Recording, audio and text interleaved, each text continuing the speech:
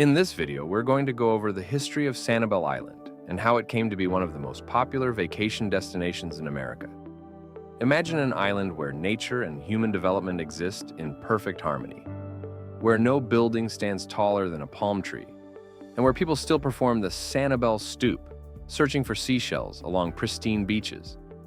This is Sanibel Island, but its path to becoming a premier vacation destination began long before the first tourist ever set foot on its shores. The island itself was born from the depths of the Gulf of Mexico, emerging from sedimentary deposits roughly 6,000 years ago, at a time when the Great Pyramids of Egypt were just being built. The first human inhabitants, the sophisticated Calusa Indians, arrived around 500 BC. They called the island Nigla, or Nir il-A, though the exact meaning has been lost to time. These expert fishermen developed advanced fishing techniques and created intricate shell tools and ceremonial items, many of which can still be found in archaeological sites today. The island's recorded history began in 1513 when Spanish explorer Juan Ponce de Leon mapped the Florida coast. He named the island Santa Isabela after Queen Isabella, which eventually evolved into Sanibel. However, de Leon's attempt to establish a colony in 1521 ended tragically when he was mortally wounded by the Calusa Indians near present-day Fort Myers. By 1884, the island was ready for a transformation. Construction began on the now iconic Sanibel Lighthouse. Despite a major setback when the ship carrying the ironwork sank 2 miles offshore, skilled divers recovered the materials, and the 98-foot lighthouse was completed. On August 20th, 1884, Keeper Dudley Richardson first lit the light, beginning a fascinating chapter in island history. The lighthouse's story includes remarkable characters like Henry Shanahan, who became keeper in 1892, despite being unable to read or write. Every afternoon, keepers carried a 5-gallon can of kerosene up 127 steps to power the light, maintaining a precise flash pattern that guided ships through the dangerous waters. The early 1900s saw Sanibel emerge as a vacation destination, with the Matthews family opening what would become the Island Inn in 1895. The inn hosted notable guests, including Thomas Edison and Henry Ford, who frequently visited the island to study local plant species and shells.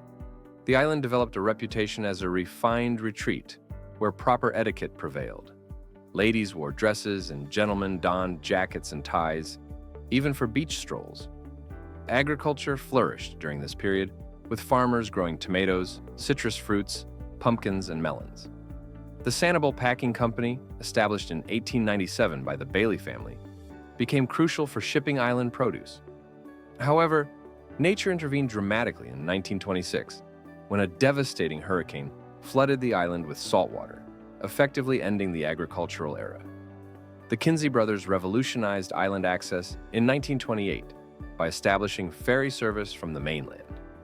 Captain Leon Cromper, who skippered the ferry for almost 40 years, counted Thomas Edison and Henry Ford among his regular passengers.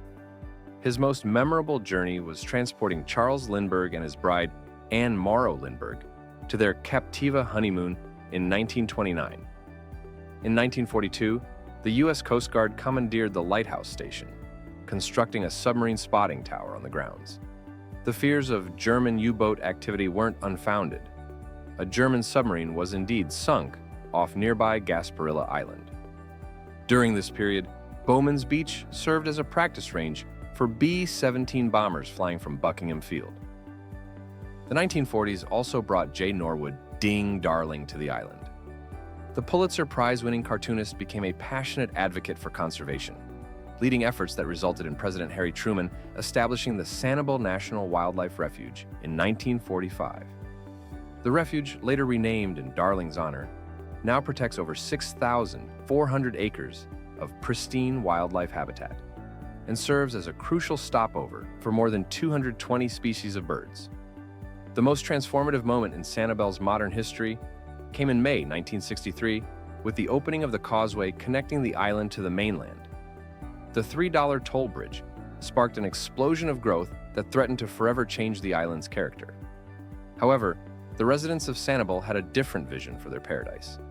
Led by future CIA Director Porter Goss, who would become the island's first mayor, residents successfully campaigned for incorporation as an independent city in 1974. This independence allowed Sanibel to establish its groundbreaking comprehensive land use plan, which continues to shape the island today. No building can exceed 3 stories or the height of a palm tree. The island remains free of traffic lights, and chain restaurants are prohibited unless they existed before the regulations were enacted. The island's commitment to conservation extends to unique ordinances, such as the dark sky regulation limiting artificial lighting to protect nesting sea turtles.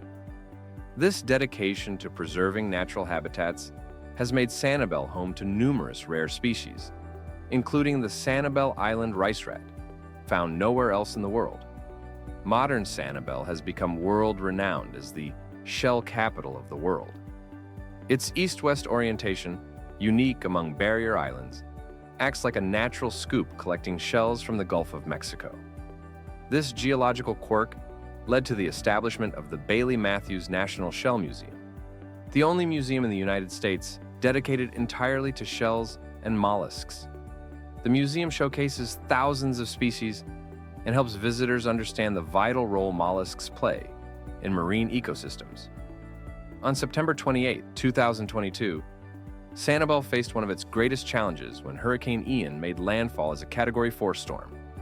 The hurricane destroyed both lighthouse keepers' quarters, damaged one of the lighthouse's 4 iron legs, and severed the causeway connection to the mainland.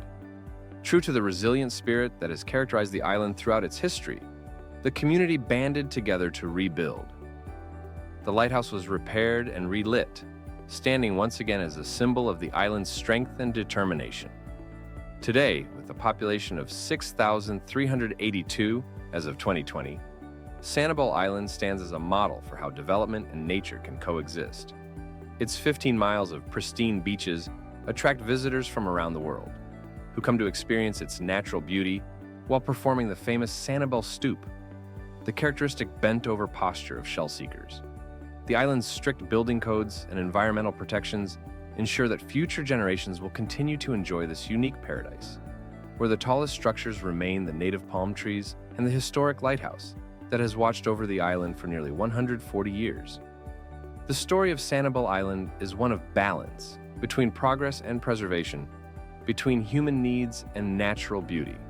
As visitors continue to stroll its shores and explore its wildlife refuges, they participate in a tradition that spans generations, connecting the past to the present on this remarkable barrier island.